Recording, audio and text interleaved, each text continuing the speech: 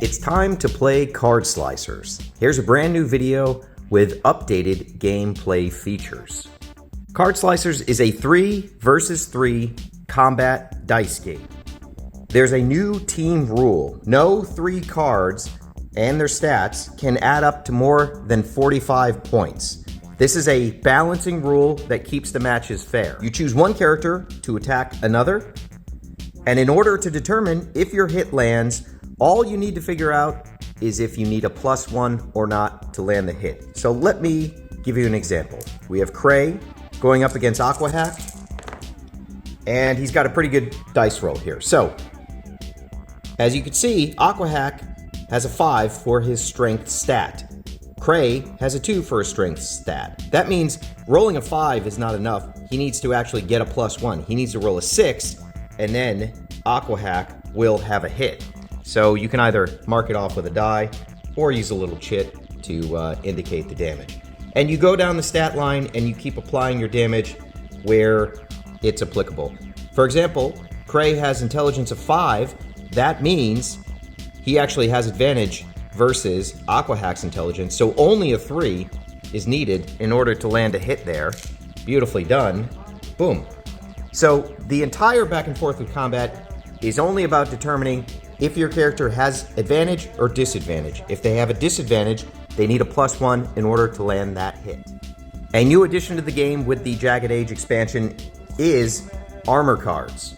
Now, armor cards give you a nice boost and a protective layer that will absorb the first couple of hits that come into contact with a character.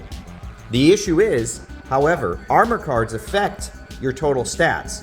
So you can't have 3 characters wearing armor cards because that is more than 45 stat points.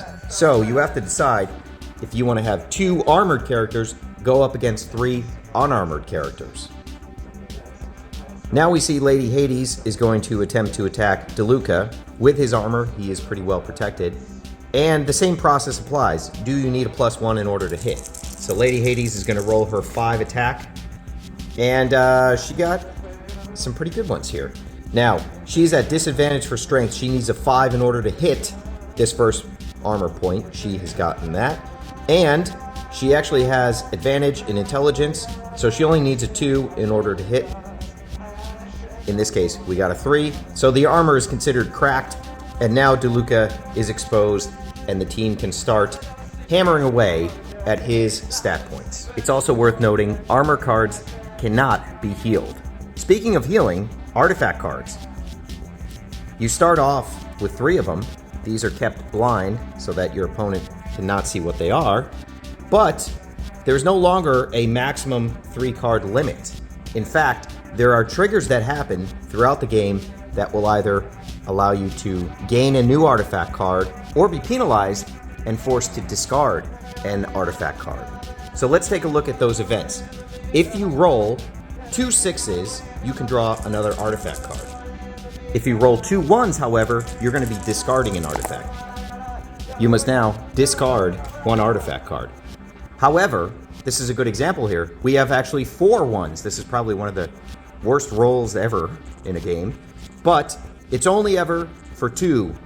You do not get to subtract another card, nor if you roll 3 6s would you get 2 new artifact cards. It is only 2 1s and 2 6s. I'll also let you in on another upcoming feature that's not quite ready yet, but will be joining the Card Slicers universe very soon. If you roll 2 3s, you get to pull an encounter card. Now, encounter cards are going to test various stats of your team. This is where having a good balance of characters really comes into play. Let's take a look at this encounter card. Shopkeeper. You may discard 1 artifact card and draw a new one. If any one character has a charisma stat greater than 3, you may discard and draw up to 3 new artifact cards. So this is fantastic. Let's see what I got going on charisma-wise with my characters.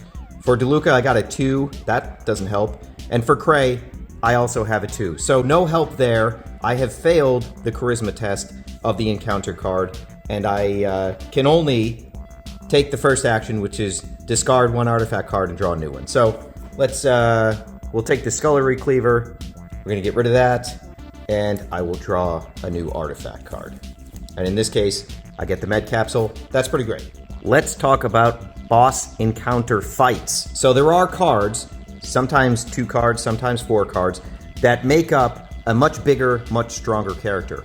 To engage the fight, you simply roll a single die, and if it's odds, the boss will go first. In this case, it's a 5, so the boss is going to attack first. The boss will always attack top left hand and then move clockwise with each sequential turn, and the boss will always target the leftmost character first, and then in the next turn it will attack the middle character, and then so on, and it will keep going in that pattern throughout all its turns. Now, once you've landed 5 hits on a single portion of the boss card, that piece gets broken away.